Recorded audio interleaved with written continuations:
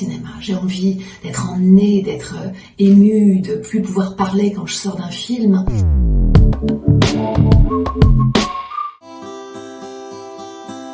Ce que je ressens quand je rentre dans une salle de cinéma, c'est ça. C'est mon moment à moi, c'est un moment à part. J'ai envie de partir, j'ai envie de rêver, j'ai envie de vibrer, j'ai envie de ressentir intensément, j'ai envie de croire, j'ai envie d'être embarquée, d'être bouleversée, d'être changée, d'être pas la même, d'être une autre, d'être là dans mon rêve, toute seule, et de profiter avec un esquimau.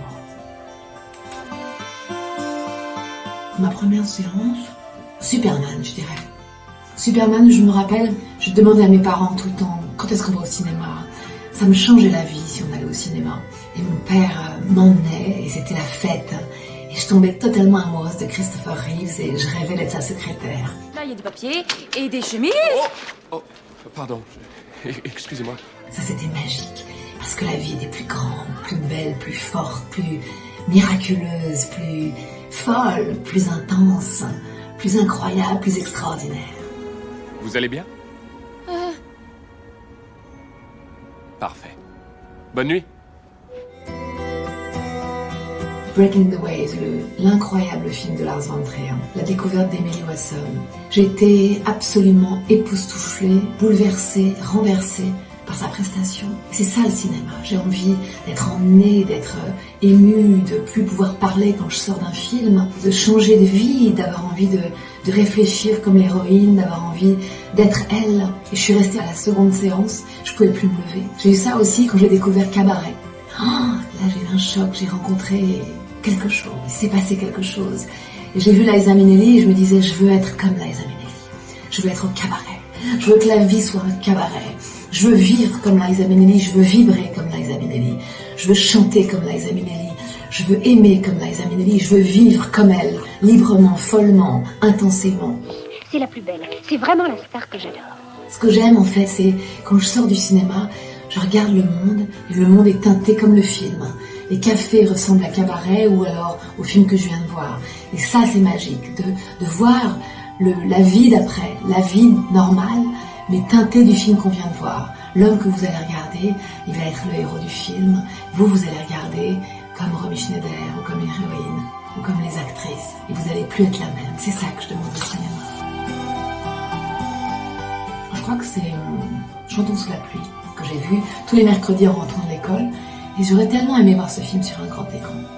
Et j'ai eu la chance, il y a quelques années, d'aller au Festival Lumière de Thierry Frémaux à Lyon et de découvrir Chantons sous la pluie, enfin sur grand écran. Et là, le choc. Et le truc, c'est que j'avais vu ce film toujours en français. Et donc j'ai découvert Chantons sous la pluie en anglais, à Lyon, sur un immense écran. Et il y avait en plus Stanley Donen. Donc c'était un grand cadeau. Singing in the rain, just singing in the rain. What a glorious feeling, I'm happy again. Et l'autre film, je dirais peut-être Les uns et les autres, de Claude Lelouch, que j'ai découvert à la télévision, comme plein de gens. J'aurais tellement aimé le voir sur grand écran, parce que ce film, il vous emmène. En fait, c'est ça, le cinéma, c'est d'être emmené amoureusement, étonnamment, éhonteusement, follement, librement. C'est ça, le cinéma.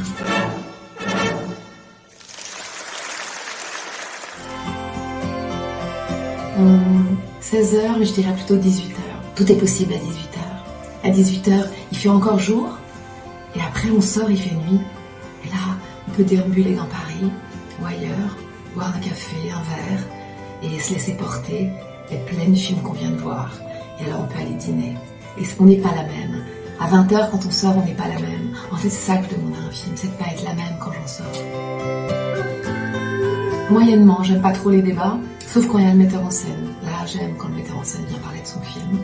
Sinon, j'aime bien digérer en solitaire. Ou déambuler dans Paris, une larme qui coule le long de ma joue, me cacher, pas me cacher, et vibrer encore. Quand je peux plus parler, c'est bon signe. En fait, quand on sort du cinéma et qu'on peut plus parler, c'est toujours quelque chose de miraculeux.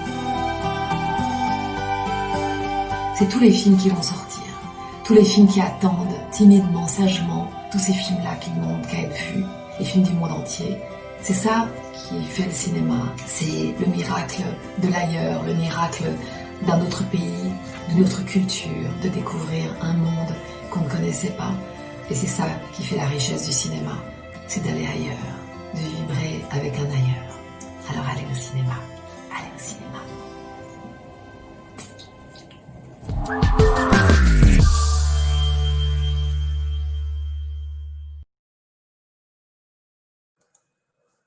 Bonjour à tous. En attendant que les dernières personnes se connectent, vous avez pu découvrir la toute dernière vignette d'On ira tous au cinéma, qui vient juste de sortir, toute fraîche, avec Elsa Zilberstein. Donc n'hésitez pas à la relayer comme vous le faites très bien depuis de nombreuses semaines sur vos réseaux sociaux. Bienvenue à tous pour cette nouvelle live session. Avant de commencer, je vais vous rappeler rapidement le petit fonctionnement, parce que je pense qu'on a des personnes pour qui c'est peut-être la première fois aujourd'hui pour les live sessions. Donc, vous avez l'onglet chat où vous pouvez interagir avec nous et également aussi avec les autres personnes de l'audience. Vous avez le petit onglet questions. Donc, n'hésitez pas à privilégier cet onglet. C'est plus simple pour nous aussi pour faire un tri parce que vous pouvez voter pour les questions qui vous intéressent le plus et ça évite aussi, bien sûr, de poser 3 fois peut-être la même question. Et vous aurez également l'onglet sondage. Voilà, vous serez invité au cours de la live session à donner votre avis sur quelques sujets. Voilà. Donc, cette semaine, on va vous parler d'un sujet qui me tient particulièrement à cœur. On va parler de la vente en ligne. Lorsque j'ai commencé il y a à peu près 10 ans maintenant, le temps passe très vite, à travailler chez The Box Office Company, donc qui s'appelait à l'époque Côté Ciné Group, pour ceux qui ont connu. Et ben en fait, je suis arrivée au tout début de la vente en ligne. Donc, ça faisait quelques temps que les gros circuits, bien sûr, proposaient la vente en ligne, UGC et Pathé Gaumont en tête, suivi de CGR. Mais c'était tout le début et du coup, ça fait 10 ans en fait qu'on suit l'évolution de la vente en ligne chez The Box Office Company et on a vu beaucoup de changements. Donc, tout naturellement, la vente en ligne s'est beaucoup développée d'abord chez les plus gros, suivi par la moyenne exploitation et la petite. Mais voilà, en 2020, on voit encore que pour la petite exploitation et parfois la moyenne, ce n'est pas forcément encore bien installé comme un usage. Donc, c'est pour ça qu'aujourd'hui, on va vous présenter un nouvel outil qui va vous permettre de mettre facilement en place la réservation en ligne pour n'importe quel type d'exploitation. C'est ça qui est très important. Et je pense que, voilà, avec la réouverture des salles, ça c'est un sujet que vous connaissez bien, la vente en ligne va être un sujet, un atout stratégique pour la réouverture et pour vos clients. Ces 10 dernières années, j'ai souvent entendu la vente en ligne, c'est pas pour moi, la vente en ligne, mes clients, ils sauront pas faire. Mais je pense que maintenant, il faut peut-être un peu dépasser ce cap et on va vous montrer que la vente en ligne, c'est pour beaucoup de gens, même les seniors, et c'est également pour tout type d'exploitation, même si vous faites 10 séances par semaine. Pour ça, je vais faire appel, bien sûr, à Stéphane Goubeau, qui est notre responsable digital, qui va vous présenter l'outil. Bonjour Stéphane. Et également Thomas Julienne, notre directeur produit, que vous avez pu déjà voir lors de la session sur les outils d'emailing. Bonjour à tous. Bonjour Thomas. Donc, avant de commencer, je vais donner la parole à Julien Marcel, qui est le CEO de The Box Office Company, qui va revenir justement sur la genèse du projet de la billetterie augmentée, la solution qu'on va vous présenter aujourd'hui. Voilà, merci à tous et Julien, c'est à toi. Bonjour Maréline, bonjour à tous. Merci de cette bonne introduction. En français, je crois même que je suis directeur général. D'ailleurs, on dit, c'est moins chic que CEO, mais c'est plus français. Juste quelques mots d'introduction sur la genèse de ce projet. C'est un projet, la réflexion sur la manière dont on pouvait accompagner tout type d'exploitation dans la billetterie en ligne. C'est, comme le rappelait Maréline, un sujet sur lequel on travaille depuis une dizaine d'années. Et un des sujets, et il se trouve que c'est un des sujets aussi que le CNC a identifié il y a maintenant presque 2 ans, quand ils ont fait leur étude sur la numérisation des salles de cinéma. Et on a décidé, avec la billetterie augmentée, d'essayer de trouver une solution pour toutes les exploitations qui étaient dans un entre-deux, pas tout à fait prêts à passer à la billetterie en ligne, mais en même temps en situation de vouloir expérimenter. Et donc, ce projet-là, on a commencé à y travailler depuis à peu près 1 an, grâce au financement du CNC. Et c'est un projet qui ne devait pas voir le jour avant un peu plus tard cet été.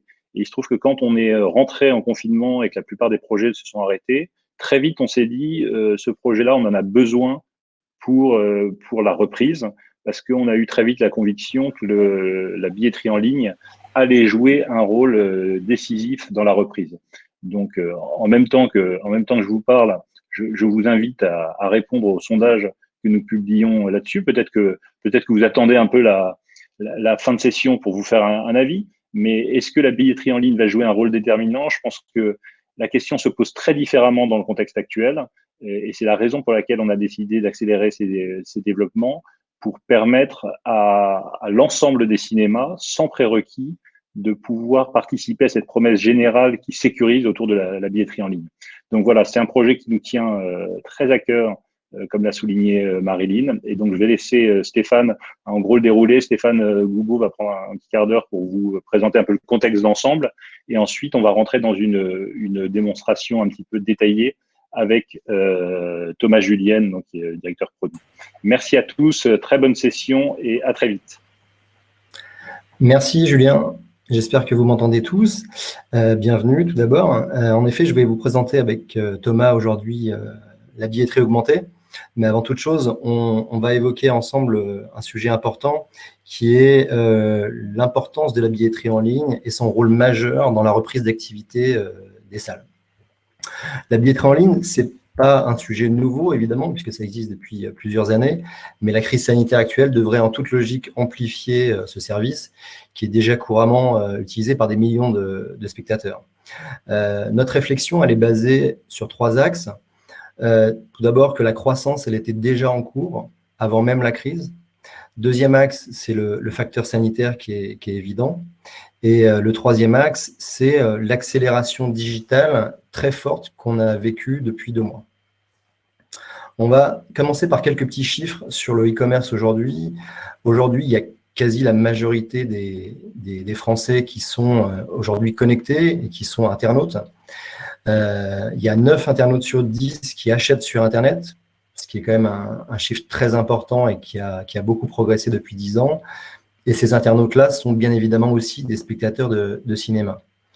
On constate aussi que le chiffre d'affaires, il a été multiplié par 4 en 10 ans.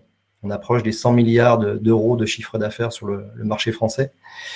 Et ensuite, il y a 66% des plus de 65 ans qui ont déjà acheté en ligne, ce qui combat un peu l'idée reçue qu'on a sur le fait que les seniors n'achètent pas en ligne.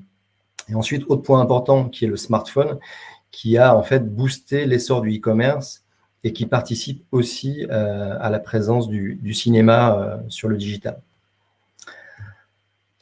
Ensuite, on va passer aux chiffres cinéma. Alors, il n'y a pas de chiffre très, très précis sur la billetterie en ligne cinéma, mais on estime aujourd'hui qu'il y a à peu près 15% des billets qui sont vendus en ligne, ce qui représente à peu près 30 millions d'entrées. C'est beaucoup représenté par la grande exploitation.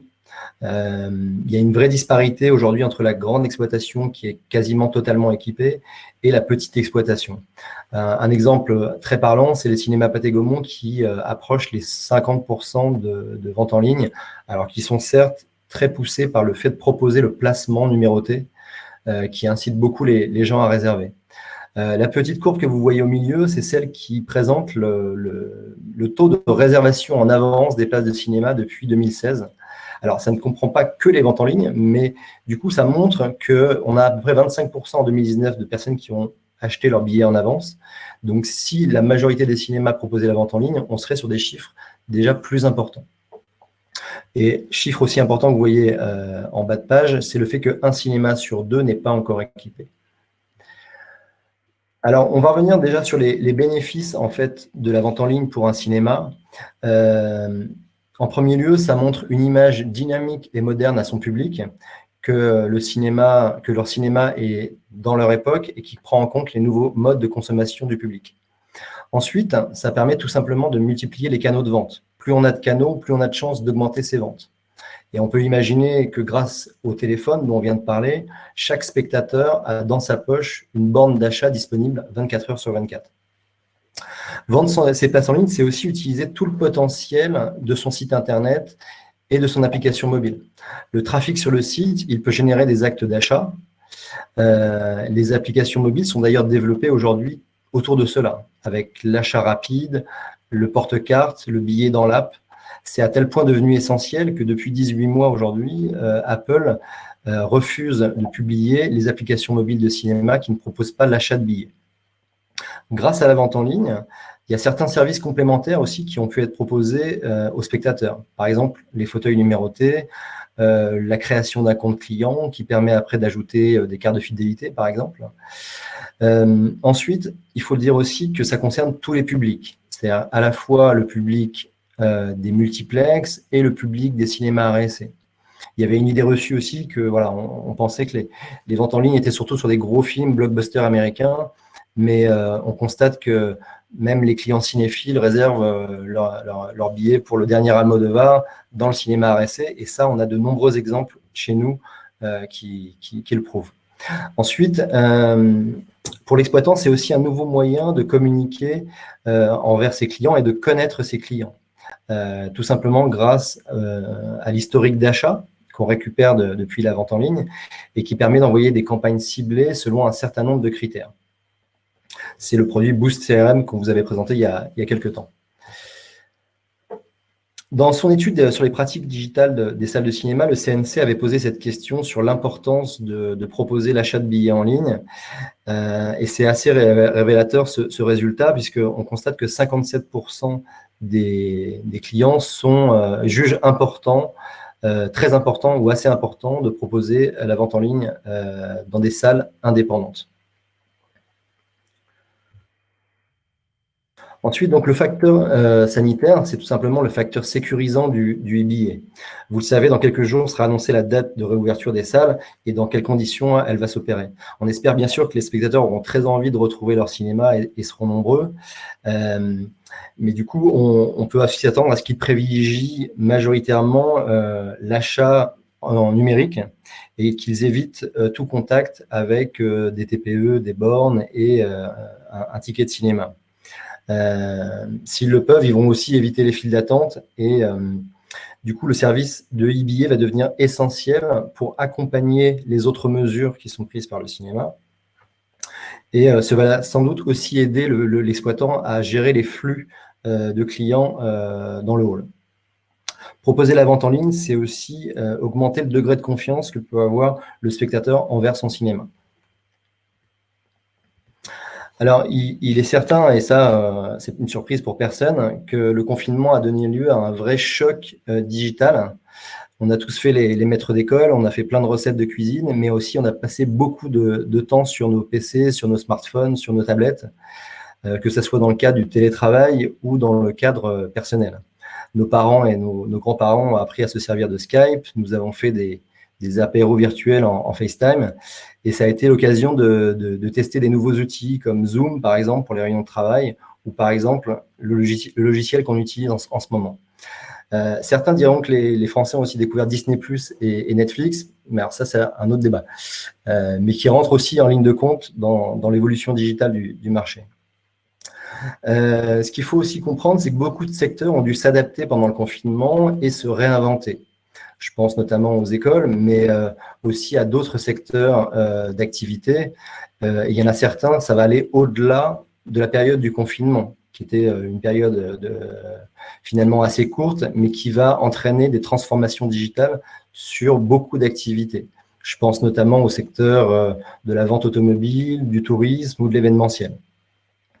Le milieu du cinéma, il a été aussi très présent sur le digital pendant cette période du confinement, puisque ça a été l'unique canal de communication qui reliait les cinémas avec leur public. D'abord via les newsletters, mais aussi surtout sur les réseaux sociaux, où beaucoup ont rivalisé d'ingéniosité pour proposer des jeux, des lives réguliers pour dialoguer avec leurs spectateurs, ce qui a amené aussi un vrai degré de promixité qui ne pouvait peut-être pas pousser autant avant le confinement. L'opération On ira tous au cinéma a aussi été une communication digitale très réussie menée par la FNCF et Allociné pour promouvoir la salle de cinéma. Et des médias comme Box Office Pro ou certains confrères ont proposé des podcasts ou des tables rondes pendant cette période. Donc sans exagérer, on peut dire que le confinement il a été pendant 2 mois un accélérateur de la transformation digitale, équivalent quasiment à 2 ans de période. Alors, on peut, voilà, ça nous amène du coup à parler plus précisément de la petite exploitation, c'est-à-dire les cinémas de moins de 80 000 entrées. Certains ont pris conscience très tôt des solutions digitales et se sont équipés, mais on peut dire qu'il y a une majeure partie qui est un peu en retard sur ces sujets, puisqu'on voit que 30% des salles n'ont aucun site internet et près de 1000 cinémas ne proposent pas de billetterie en ligne. Une étude du CNC avait mis en évidence certains freins à l'adoption de la billetterie en ligne, par exemple le manque de temps, le manque de budget et le manque de compétences. Et c'est pour répondre à ces obstacles que le centre a lancé en septembre dernier un appel à projets innovants. Et la billetterie augmentée de Box Office Company fait partie des projets qui ont été retenus et qui ont obtenu un financement. Alors, pour être très précis, la billetterie augmentée, elle s'adresse particulièrement aux nombreuses salles qui aujourd'hui n'ont pas de solution de billetterie en ligne. Cette solution, elle se distingue de la vente en ligne traditionnelle, c'est-à-dire celle qui communique directement avec le système de caisse. Et d'ailleurs, c'est cette solution qu'il faut le privilégier. D'ailleurs, les principaux acteurs de la billetterie aujourd'hui proposent cette solution. Mais toutefois, cette solution, beaucoup de cinémas n'y ont pas accès, ne peuvent pas la mettre en place. Pourquoi ? Parce que d'une part, certains logiciels de caisse ne sont pas prêts techniquement ou ne sont pas homologués pour la VAD. Par exemple, c'est le cas des cinémas municipaux qui sont équipés souvent de logiciels plutôt orientés théâtre ou spectacle vivant et qui, du coup, ne peuvent pas proposer une billetterie en ligne. Et d'autre part, il y a aujourd'hui plusieurs centaines de cinémas qui sont encore en billetterie manuelle. Et pour eux, il n'y a pas de solution non plus. Donc, du coup, la solution de la billetterie augmentée, elle permet d'être accessible à tout cinéma, avec tout système de billetterie. Il n'y a pas besoin de site internet. C'est simple de prise en main, c'est accessible financièrement et c'est éligible au compte de soutien du CNC. Je vous explique rapidement le principe technique. Grâce à une plateforme en ligne, le cinéma va définir tous les éléments nécessaires pour la mise en vente des billets. Sur cette interface, remontent automatiquement les horaires depuis la caisse, dans le cas d'une billetterie informatique. Sinon, ils sont saisis manuellement ou ils sont récupérés depuis Allociné. Ensuite, l'exploitant il va pouvoir définir les séances, les quotas, la gestion des tarifs, l'application de frais de réservation ou pas et à quel montant. Il va pouvoir aussi suivre en temps réel les ventes en ligne et pouvoir avoir des rapports des transactions CB. Pour le client, c'est assez simple. L'internaute va simplement faire son achat sur un lien Internet que nous aurons mis à disposition du cinéma. Ce lien, il peut être intégré à un site existant, mais s'il n'y en a pas, il est possible de le mettre sur le site de la mairie ou par exemple le partager via sa page Facebook. Il faut savoir que le parcours, on l'a designé pour qu'il soit aussi intuitif et rapide que les autres formules de VAD qu'on propose déjà à nos clients. Le design, il est responsive, c'est-à-dire qu'il s'adapte à tout type d'écran. Et il active aussi l'achat sur la page Allociné du cinéma. Une fois que le client a choisi ses places et a payé en ligne, il reçoit un mail avec un billet, un QR code, et il se présente directement au cinéma avec sa réservation. Ensuite, c'est très simple pour l'exploitant. On a mis en place une simple application Android pour le contrôle des billets et pour le suivi des ventes. C'est-à-dire que l'exploitant peut avoir un suivi en temps réel de toutes les ventes qu'il a faites. Celles qui sont clôturées une fois que la séance approche, il va pouvoir contrôler le billet du client qui se présente avec son smartphone et avec son QR code. Avec son QR code sur le smartphone. Et il va pouvoir valider les billets. Si le client a par exemple un problème avec son téléphone, on peut très bien avoir une fonction recherche dans l'application pour retrouver la réservation du client. Donc voilà le principe expliqué très rapidement de la billetterie augmentée. Il y a Thomas qui va nous faire une petite démonstration. Cette solution, ce produit, il va être proposé dans les prochains jours à toutes les salles de cinéma qui souhaiteront le mettre en place. Et on a fait une offre commerciale que vous allez voir tout de suite, qui sont des frais de mise en place de 249 € pour mettre en place le système. Et ensuite, des frais mensuels à partir de 9,90 €. Voilà. Donc, je vais passer la parole à Thomas qui va du coup vous présenter en détail certaines parties du logiciel. Merci Steph. Comme Stéphane vous l'a dit, c'est un projet, c'est un produit qui a bénéficié du soutien du CNC aux industries techniques. Et c'est pour ça qu'on est en mesure de vous proposer une offre tarifaire aussi agressive que celle que vient de vous présenter Stéphane. Donc, rappel des grands principes de ce système. Au fond, il n'y a pas besoin de système de caisse. Même si vous êtes en billetterie manuelle, vous pouvez accéder à la fonctionnalité de réservation en ligne pour vos spectateurs. Et ça, c'est possible parce que c'est un système, c'est un écosystème technique qui ne dépend d'aucun autre. Donc, on est totalement autonome dans notre environnement technique et c'est pour ça qu'on peut travailler sans avoir une connexion physique avec une caisse informatique. Au niveau de l'encaissement des paiements, c'est pareil, c'est très simple, vous n'avez à vous soucier de rien. Vous recevrez les sommes correspondantes à intervalles réguliers. Pas besoin de monter de dossiers compliqués pour la mairie, de contacter votre banque, etc. C'est aussi un système qui, dans le hall du cinéma, peut fonctionner sans Wi-Fi. C'est-à-dire qu'on va le voir ensemble, l'application de contrôle est une application qui fonctionne sous Android, donc finalement sous n'importe quel smartphone Android.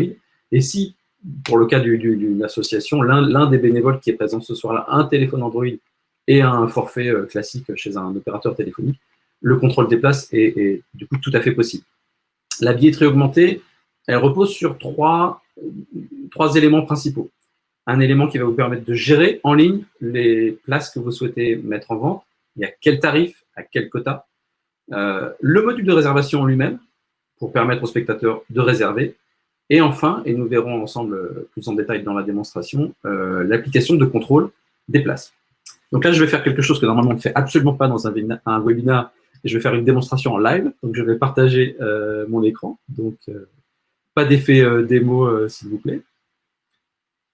Alors, la première chose que je vais vous montrer, c'est l'outil de back-office. Donc, une fois que vous aurez pris contact avec nos services, très rapidement, nous allons vous envoyer pour activer donc la billetterie en ligne. Très rapidement, nous allons vous envoyer vos accès à ce back-office. Dans ce back-office, vous avez plusieurs rubriques. Celle qui nous intéresse aujourd'hui, c'est celle ici qu'on appelle Résa, donc réservation en ligne.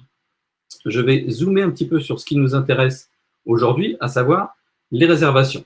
Donc là, depuis cette interface, c'est vous, bien sûr, qui décidez, et vous seul, si vous mettez des frais de réservation par transaction à vos spectateurs. Donc là, par exemple, pour toute transaction, des frais de réservation de 50 centimes vont s'appliquer.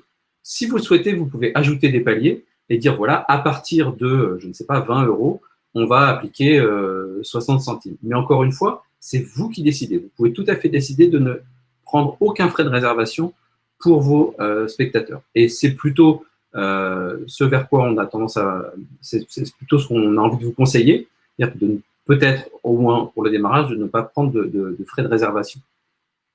Autre rubrique très importante, la fermeture des ventes en ligne. Pourquoi ça, c'est important? Parce qu'on est donc dans un écosystème qui ne parle pas techniquement à la caisse, et c'est pour ça que c'est un système autonome.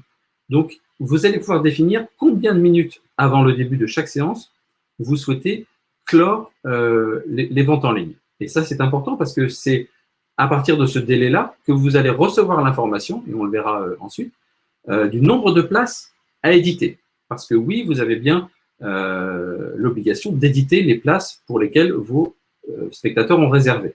Finalement, la billetterie augmentée, c'est une sorte de gestion de contre-marque virtuelle. Donc, c'est bien pour ça qu'on parle de réservation et non pas de vente de billets en ligne. Ensuite, ici, vous avez la possibilité de définir vous-même un mot de passe pour accéder à l'application que nous allons voir ensemble ensuite. Une autre rubrique très importante, c'est les tarifs. Donc, vous pouvez mettre autant de tarifs que vous souhaitez disponibles à la vente. Vous en définissez bien sûr la nomenclature, le tarif, et vous pouvez même dire que ce tarif-ci n'est valable que le dimanche matin, par exemple, alors qu'un autre tarif va être valable en permanence. Autre élément important, vous avez une rubrique qui va vous permettre, une fois pour toutes, de définir un quota de places à vendre.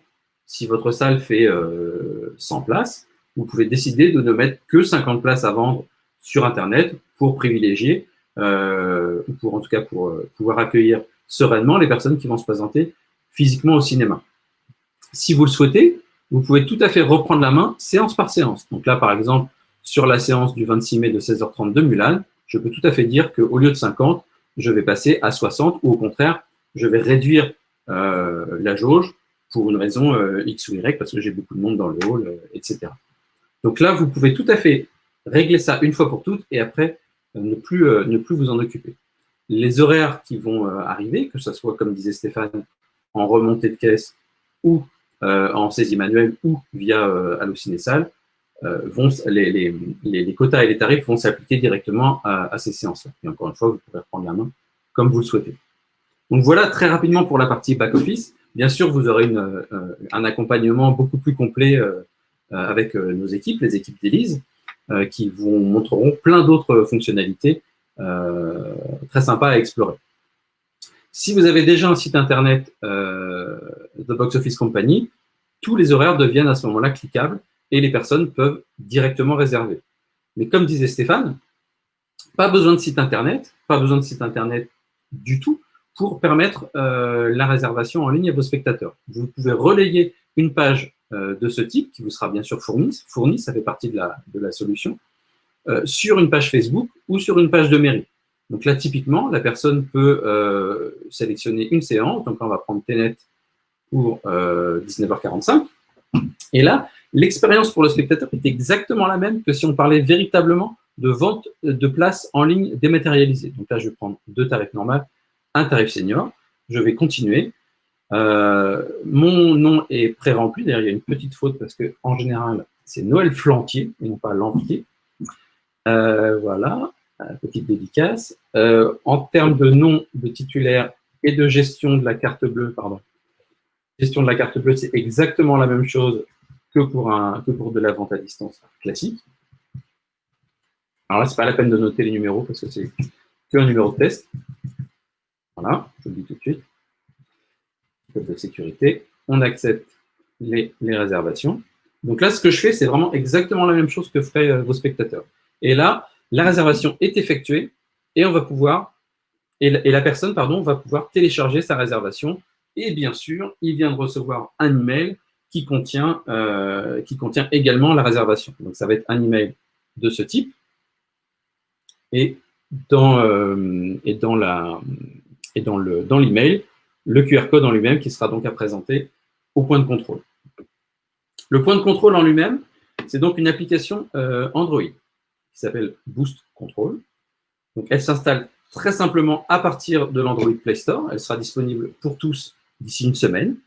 Et une fois que vous avez téléchargé Boost Control depuis l'Android Play Store, vous arrivez sur l'écran de suivi des réservations. Donc là, vous avez plusieurs choses. Vous avez les séances en cours et vous avez les séances pour lesquelles les ventes ne sont pas terminées, mais vous avez tout de même un suivi. Donc là, sur l'écran qu'on voit ici, toutes les ventes des séances sont closes. J'ai donc la possibilité de traiter ces séances. Et traiter, en fait, c'est très simple. On va juste déclarer à l'application que oui, on a bien édité les places. Car encore une fois, c'est une obligation légale, évidemment, d'éditer les places issues de contre-marques, donc en l'occurrence de réservation en ligne. Une fois que j'ai traité une réservation, elle se retrouve dans la partie, évidemment, traitée. Et c'est à partir de ce moment-là, tout simplement, donc là, je sais que j'ai une place senior et 2 places normales qui vont arriver, qui vont être présentées au point de contrôle. Et quand la personne se présente au point de contrôle, donc c'est très simple, on appuie sur le petit bouton scan que vous voyez en bas au milieu de l'écran, ce qui déclenche non, j'espère que vous n'allez pas voir mes chaussettes sales, ce qui déclenche la caméra du téléphone. Et ensuite, vous n'avez juste qu'à scanner la réservation. Là, automatiquement, il y a une interrogation qui a été faite par l'application à nos serveurs. Et on voit qu'effectivement, cette personne a une réservation qui est valide pour une séance dont la vente est bien close et qui contient 2 places normales et une place senior. Pour valider cette réservation, il me suffit tout simplement de valider la suivante. Donc, je vais appuyer sur le scan et je vais pouvoir arriver à la deuxième réservation. Maintenant, si je rescanne la première réservation, on va pouvoir constater qu'elle a déjà été validée. Et donc là, on a une information qui nous dit les places ont déjà été validées. Donc ça permet de contrôler et d'éviter éventuellement les petits malins qui voudraient frauder. Comme vous pouvez avoir autant d'appareils Android que vous le souhaitez dans le hall, le système va faire en sorte que les appareils en temps réel vont avoir l'information si une réservation a été scannée ou pas. Donc, si une personne se présente à un point de contrôle puis à un deuxième, l'information sera passée que cette réservation a bien été scannée. Maintenant, ce que je vais vous montrer également, c'est que vous avez la possibilité de ce qu'on appelle dissocier finalement une venue. Donc, on va dire que en face de vous, vous n'avez que 2 personnes sur les 4 qui sont dans la réservation que je viens de faire. Donc, tout simplement, je vais désélectionner les places qui étaient présélectionnées. Donc là, je sais qu'en face de moi, j'ai 2 personnes au tarif normal. Reste à venir sur cette séance-là une personne au tarif normal et une personne au tarif senior. Et là, effectivement, si je rescanne la même réservation, au lieu d'avoir un message d'erreur, j'ai l'information que effectivement cette réservation est valide et j'ai 2 personnes qui sont passées et les 2 personnes en face de moi sont les 2 personnes que je vais valider. OK ?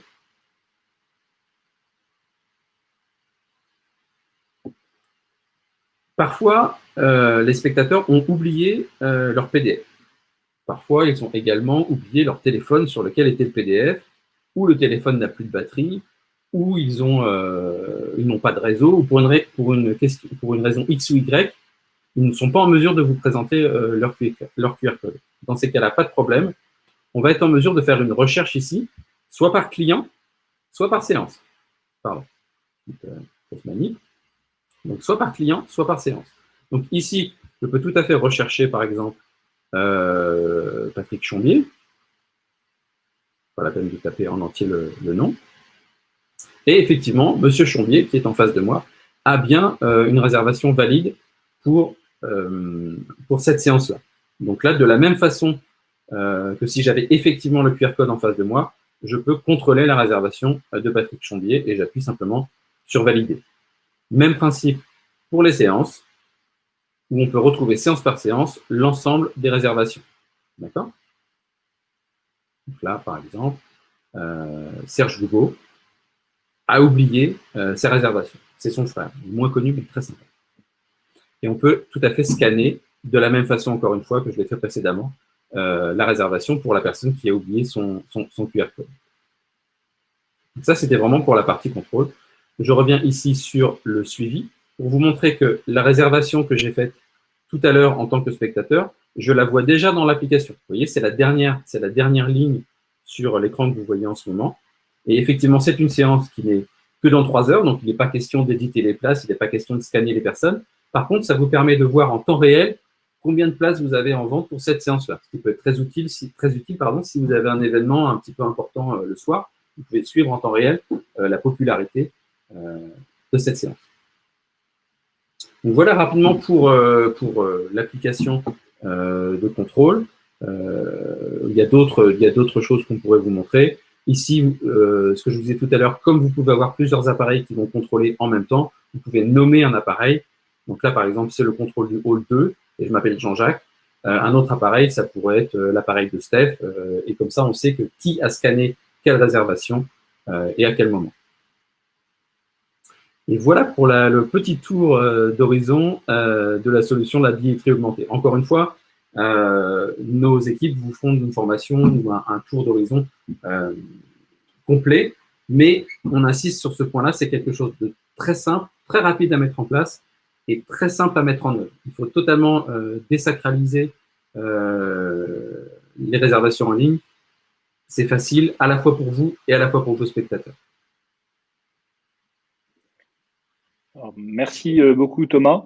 Je jette un coup d'œil aux questions qui arrivent et je vois qu'il y a peut-être des précisions à apporter sur le lien avec la caisse, notamment des questions de Véronique Champigny qui dit quand on lance l'édition des places, comment se fait le lien avec la caisse? Question Philippe Doual, comment se déversent les places achetées dans notre logiciel de billetterie? peut-être le coup que tu nous reprécises ça. Oui, alors pas de problème. Donc là, encore une fois, on parle d'un système qui est autonome. Donc, il n'y a pas de communication avec la caisse, en tout cas concernant les réservations. Donc, vous pouvez avoir tout à fait la remontée des horaires telle qu'elle fonctionne probablement déjà pour votre cinéma vers notre système, mais les réservations sont entièrement gérées ici. C'est pour ça ce que je vous ai montré dans le… Je peux repartager rapidement mon écran. Ce que je vous ai montré ici, c'est que le système va vous dire attention, tu as X places à éditer, physiquement, donc, pour cette séance-là. C'est pour ça que c'est important de bloquer les ventes 15, 30 ou pourquoi pas 60 minutes avant le début de la séance pour savoir en avance combien de places on a physiquement à éditer ou à bloquer dans le système de caisse si vous voulez. En tout cas, il y a une intervention manuelle à faire et il y a une déclaration par rapport à l'application à faire, qui est plus un pense-bête pour dire voilà, j'ai physiquement édité ces places-là en fonction de l'information que j'ai reçue de l'application. Je ne sais pas si ça répond exactement à la question. Je pense que ça répond pas mal à la question. Je vois une autre question de Monsieur Thiriot. Bonjour François, qui nous demande pourquoi Android et pas iOS. Alors ça, c'est un choix technologique fort qu'on a fait. On s'est effectivement posé la question. On a choisi Android parce que le ticket d'entrée pour un appareil Android est à peu près 4 fois inférieur au ticket d'entrée chez Apple. Je crois qu'un iPod Touch actuellement en vente sur le site d'Apple n'est pas à moins de 200 €. Là où vous pouvez trouver des terminaux Android qui feront complètement le job entre 50 et 100 €. Donc il y avait cette raison-là qui était notre première raison. Et la deuxième, c'est qu'il est beaucoup plus simple de faire évoluer une application Android qu'une application iOS. Mais c'est essentiellement pour des raisons de coût et dans la politique d'accessibilité à tous qu'on a choisi Android. Très bien. Marilyn continue à répondre aux questions. Marilyn, Stéphane, vous avez identifié d'autres questions pour Thomas. Écoutez, on a répondu à pas mal de questions. Je pense qu'on a abordé à peu près. J'essaie de regarder s'il n'y a pas de nouvelles questions qui sont arrivées. Oui, sur est-ce que le multipanier est possible dans la solution de la billetterie augmentée? Alors, non, on parle de séance, on parle de transactions séance par séance.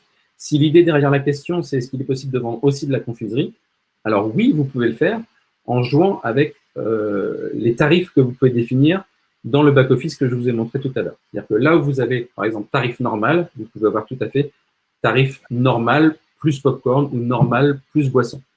Mais en tout cas, non, c'est séance par séance. On ne peut pas réserver pour la séance de 14 h et pour la séance de 20 h en même temps. Et donc, ce que ça signifie, Thomas, et je pense que c'est un point important, c'est que ce qui est vendu par la billetterie augmentée, c'est une contre-marque.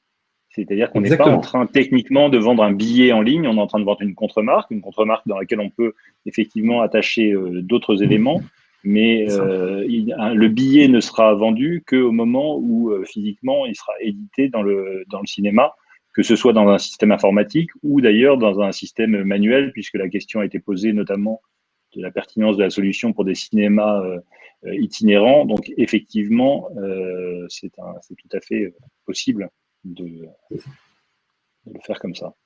Je voudrais aussi apporter peut-être une autre précision, et je vous laisserai réagir aussi, Marilyn, Stéphane, Thomas. Cette solution, elle se veut résolument simple.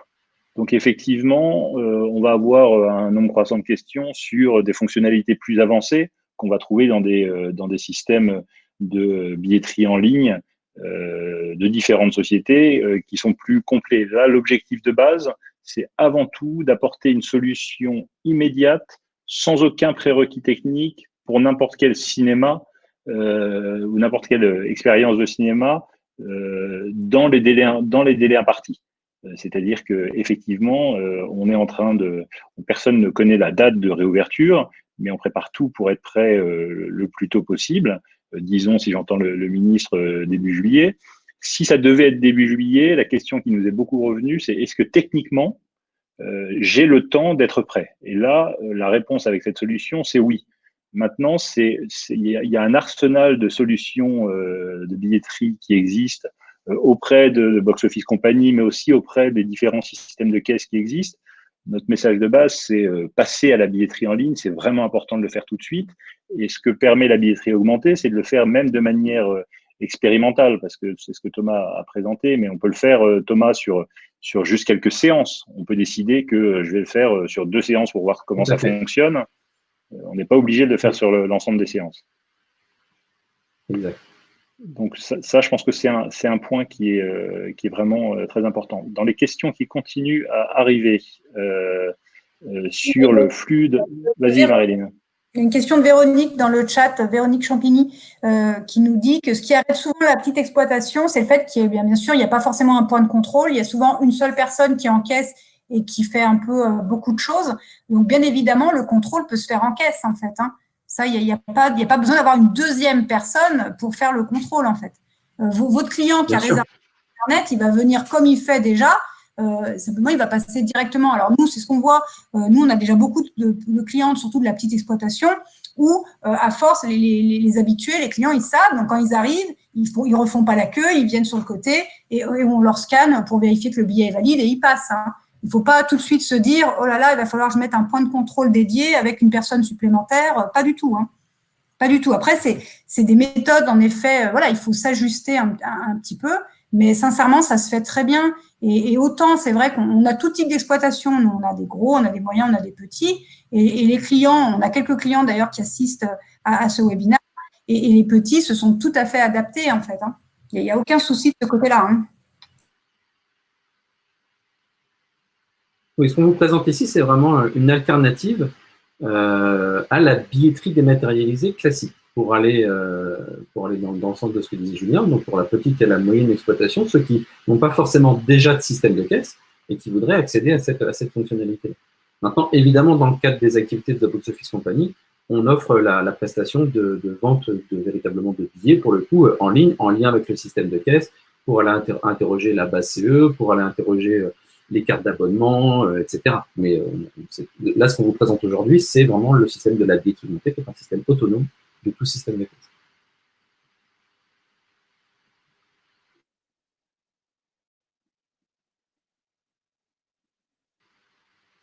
Est-ce que nous avons d'autres questions? Vous avez également un sondage que nous invitons à regarder. Donc, dans l'onglet sondage, vous avez donc 2 petits sondages pour lesquels vous êtes invité à répondre. Tout à fait. Une question qui pose sur votre volonté d'être recontacté. Sachez juste que si vous répondez oui à cette question sur souhaitez-vous plus d'informations être recontacté, on pourra vous recontacter directement sur l'adresse email qui aura répondu oui à cette question. Donc, c'est une manière rapide de solliciter un contact avec Marilyn, Stéphane et leurs équipes. En fait, pour faire simple, parce que je vois qu'il y a quand même beaucoup de questions sur les cartes à les choses comme ça, en fait, comme l'a dit Thomas, en fait, il y a 2 choses. Soit vous n'avez pas de système de caisse, et là, bien évidemment, la solution est totalement pour vous. Donc après, il n'y a pas de sujet de carte à tu sais, de toute façon, vous n'avez pas de caisse actuellement. Soit vous avez une caisse qui est homologuée pour la vente en ligne, et en effet, donc là, soit vous vous retournez vers votre prestataire de billetterie, soit vous pouvez également nous contacter. Et nous, on a un autre système de vente en ligne, celui qu'on travaille depuis 10 ans, qui est compatible avec tous les équipementiers de caisse. Et ensuite, vous pouvez avoir un logiciel de billetterie, mais qui n'est pas homologué. Je ne sais plus qui parlait, je ne vais pas citer forcément de nom, mais une personne parlait de ressources SI. Voilà, il existe encore, si vous voulez, des logiciels de billetterie qui ne sont pas homologués pour faire de la vente en ligne. Donc ça, c'est exactement la solution qu'il vous faut. La billetterie augmentée est vraiment conçue pour vous. Voilà, il y a vraiment deux types en fait de choix, on va dire. Je ne sais pas si c'est du coup un autre élément qui est important pour revenir un petit peu sur la question de pourquoi tu fermes la porte et tu me laisses, je suis en conférence. Voilà, c'est de me fermer les portes, effectivement. Elle a fermé la porte. Elle a fermé la porte, c'est fermé, bon. Là, c'est bon. Je n'ai pas travail quand même là. J'ai fermé, Julien, j'ai fermé, patron. C'est bon, c'est grave. Qu'est-ce que je voulais dire du coup? Oui, voilà, pourquoi est-ce qu'on a choisi Android dans le cadre de la billetterie augmentée? C'est parce que dans une vraie, entre guillemets, vente de billets, pour le coup, pas de réservation, mais de billets dématérialisés, les appareils qui vont servir au contrôle sont des appareils qui travaillent dans des environnements clos et qui sont des appareils un petit peu plus chers, qui vont commencer à 500 jusqu'à 1000 euros. Donc là, on n'est pas sur le même, le même ordre de prix. Alors justement, sur les questions du prix que tu avais indiqué, Stéphane, au début, on peut peut-être répéter et réapporter quelques précisions sur le mode de facturation.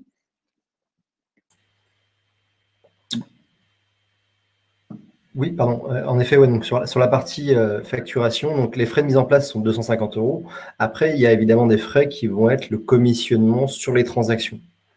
Donc celui-ci vous sera communiqué dans l'offre que vous allez recevoir, mais ça commence à 9,90 € parce que ça sera les frais minimums qui seront prélevés chaque mois sur les ventes. En tout cas, sachez que les paiements bancaires des clients seront automatiquement virés sur votre compte.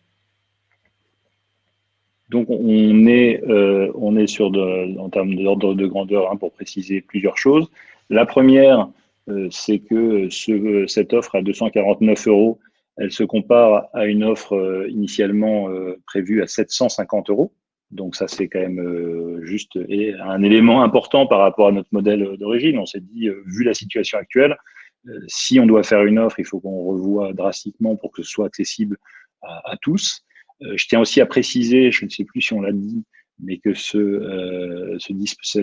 outil qui a été notamment financé avec le soutien du CNC est éligible au fonds de soutien. Donc, si vous avez du fonds de soutien disponible, les 250 € de l'investissement initial sont éligibles. On l'a bien revalidé et revérifié avec le CNC. Et en ce qui concerne l'encaissement, l'ordre de grandeur, effectivement, quelqu'un a signalé sur le chat ou dans les questions que nous utilisions la solution Paybox. Effectivement, c'est Paybox la solution et l'ordre de grandeur est de 2% du prix de la transaction. Donc, voilà les éléments de coûts principaux qu'il faut avoir à l'esprit. Et on précise également que c'est sans engagement, c'est-à-dire que pour chaque mois où vous utilisez la solution, c'est 9,90 €. Si, par grande surprise, au bout de 6 mois d'utilisation ou de 2 mois d'utilisation de la billetterie augmentée, vous décidez d'arrêter la billetterie en ligne ou bien de passer sur une autre solution proposée par votre système de caisse, il n'y a pas d'engagement dans la durée. Et ça, je pense que c'est important aussi, parce que c'est une solution qui ne se veut pas structurante ou engageante au-delà du raisonnable. Il faut que vous puissiez réagir rapidement. Est-ce qu'on a fait un peu autour des questions? Alors, encore une fois, si vous voulez des précisions, le plus simple, c'est de demander à être recontacté dans le sondage qui est disponible dans l'onglet à cet effet. Il y a une petite question. Pardon. Pardon. Il y a une petite question technique sur le fait de modifier les quotas de place alloués jusqu'à la clôture. Est-ce que tu peux répondre, Thomas?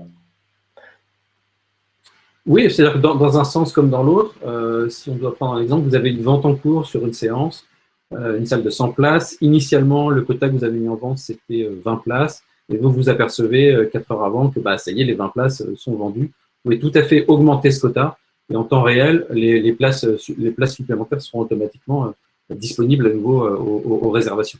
Et dans le sens inverse, si vous avez mis un quota de 50 places, que vous avez déjà 30 réservations, mais que vous estimez que physiquement, à peu près 70 personnes vont se présenter dans le hall, vous pouvez tout à fait stopper la vente et arrêter donc proposer cette séance de réservation. Alors, Thomas, pendant que tu nous apportes des précisions, il y a une question qui me semble importante de Nadège Urbain qui dit s'il n'y a pas de Wi-Fi et que le réseau téléphonique est mauvais, il faut tout de même un accès au moment du contrôle où les données sont chargées avant et c'est possible tout de même. Oui, là, on peut travailler sans Wi-Fi si effectivement, on n'a ni Wi-Fi ni réseau téléphonique, là, ça va devenir compliqué, on va vous mentir. Mais si au moment, en fait, je pense que le point qui est important, Thomas, c'est qu'au moment du contrôle lui-même, il n'y a pas d'appel à un serveur particulier. Si. Au moment du contrôle, c'est pour ça qu'on peut avoir différents appareils qui fonctionnent en même temps. C'est qu'en temps réel, on va venir interroger les serveurs de Box Office Company. D'accord. Et la démonstration que j'ai faite, c'est exactement ça. C'est-à-dire que moi, là, je suis basé sur la côte est des États-Unis. Je suis allé interroger un serveur distant et comme vous l'avez vu, l'interrogation était instantanée. J'ai eu la réponse comme quoi la réservation était valide dans la nanoseconde. Tout à fait, mais après, je pense qu'il ne faut pas avoir peur du réseau. Si demain, il devait y avoir un problème de réseau, vous avez toujours un back-office où vous avez le listing des réservations. Donc, si pour X ou Y raison, vous ne pouvez pas faire le contrôle, on va dire, via l'application, vous pouvez tout à fait, quand les clients arrivent, vous avez le listing. En fait, vous recevez un mail automatique X minutes avant le début de chaque séance qui vous récapitule exactement le nombre de personnes qui vont venir. Donc, vous avez quand même l'information. Oui. Ça, c'est un point important. Effectivement, j'ai oublié de le préciser. Dès qu'une vente d'une séance est terminée et que vous avez au moins une place de réservée pour cette séance, vous recevez un email qui vous dit, voilà, vous avez pour cette séance-là X places de vendues. Maintenant, c'est le même principe que pour la réservation. Il faut avoir du réseau pour recevoir cet email. Oui, alors après, vous pouvez recevoir l'email. Et alors, j'ai vu également pas mal de questions sur l'encaissement.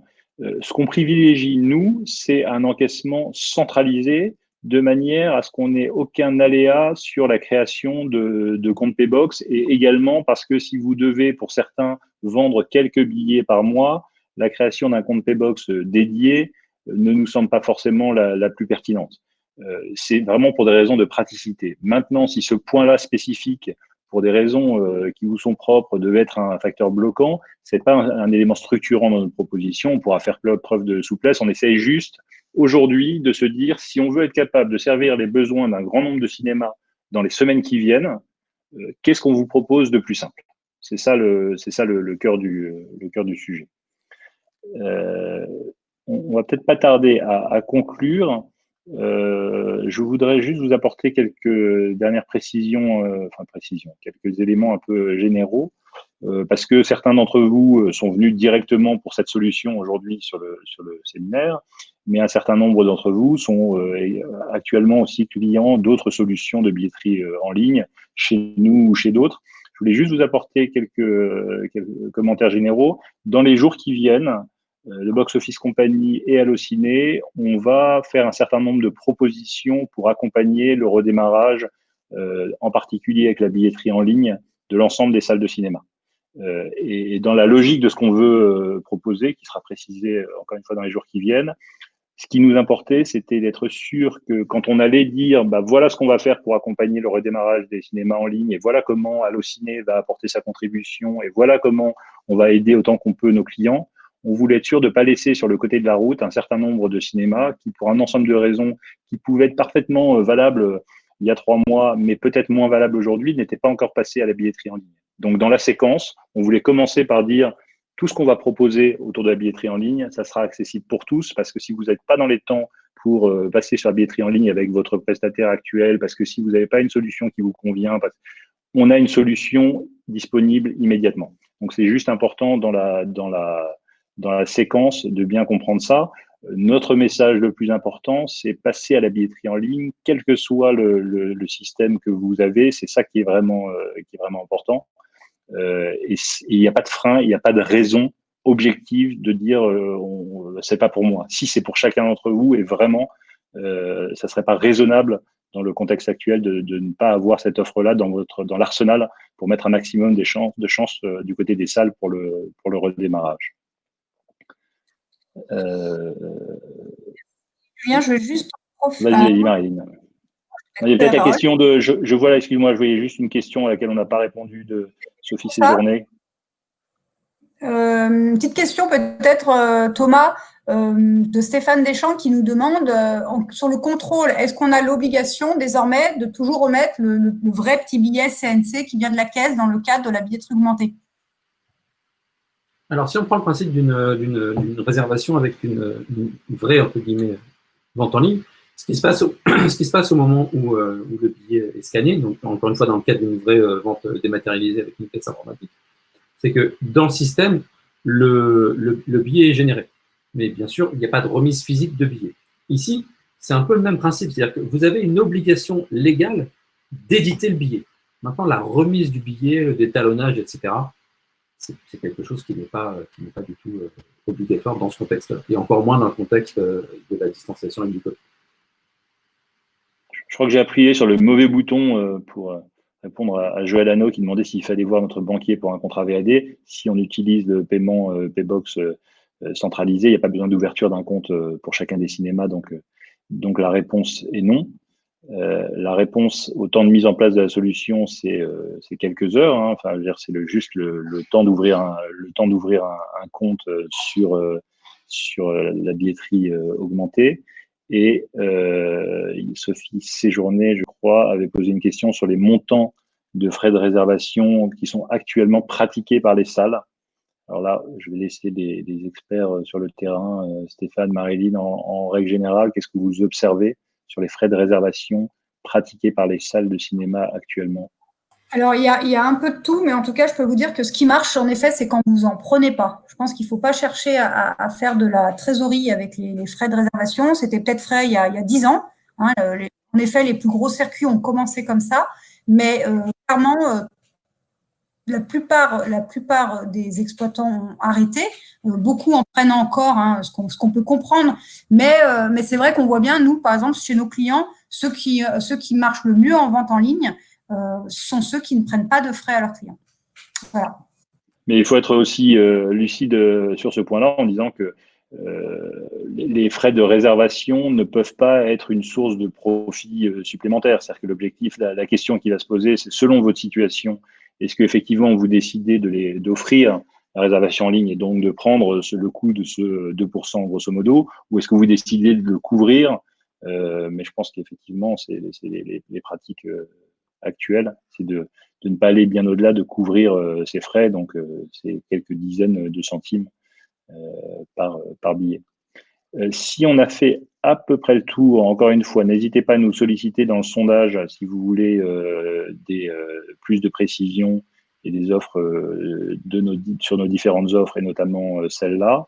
Je vais laisser Marilyn conclure et puis on pourra ensuite peut-être repasser la vidéo de la démonstration de Thomas Julienne qui dure 5-6 minutes et dont on vous enverra également pendant le début du démarrage de la vidéo le lien sur YouTube que vous puissiez revoir plus en détail et réétudier plus en détail. Merci Julien, merci Thomas et Stéphane pour avoir animé cette live session. Voilà, écoutez, c'est la fin. On est là, en tout cas, comme l'a dit Julien, on est là pour vous. Donc, si vous souhaitez mettre en place la réservation ou si vous souhaitez également discuter, parce que vous avez peut-être encore des questions, n'hésitez pas à nous contacter. On sait vraiment pour le coup de quoi on parle. On vous donne rendez-vous demain, 15h30, pour une live session avec Europa Cinéma, afin de discuter ensemble de la relance des cinémas indépendants européens. Normalement, vous avez le petit lien de l'inscription qui s'est affiché ou qui va arriver. Voilà, si vous êtes intéressé, n'hésitez pas à vous inscrire dès à présent. Jeudi, on aura également une autre live session à 17h, alors là, en anglais, où on vous invite à découvrir les techniques des studios pour prédire le box-office, voilà, voir un peu comment les distributeurs travaillent. Et là aussi, vous avez normalement le lien qui s'est affiché si cela vous intéresse. Et vendredi, enfin, pour fêter la fin de semaine et se relaxer, on va vous proposer un quiz. Donc, pas de panique, c'est pas que pour les cinéphiles, c'est pas orienté autour des films en eux-mêmes, mais autour du secteur cinématographique. Donc voilà, donc si vous pensez connaître ce milieu, écoutez, rendez-vous vendredi. On vous enverra bientôt le mailing. Là, on n'a pas encore le lien à vous proposer. Et voilà, et on testera vos connaissances cinématographiques. Donc, je laisse maintenant, on va vous présenter la vidéo autour de la billetterie augmentée. Et n'hésitez pas et bonne fin de journée. Merci à tous. Permettre aux spectateurs de tous les cinémas, quelle que soit la taille et les moyens du cinéma, de réserver aux spectateurs de tous les cinémas, quelle que soit la taille et les moyens du cinéma, de réserver ses places en ligne. Voilà la promesse de la billetterie augmentée.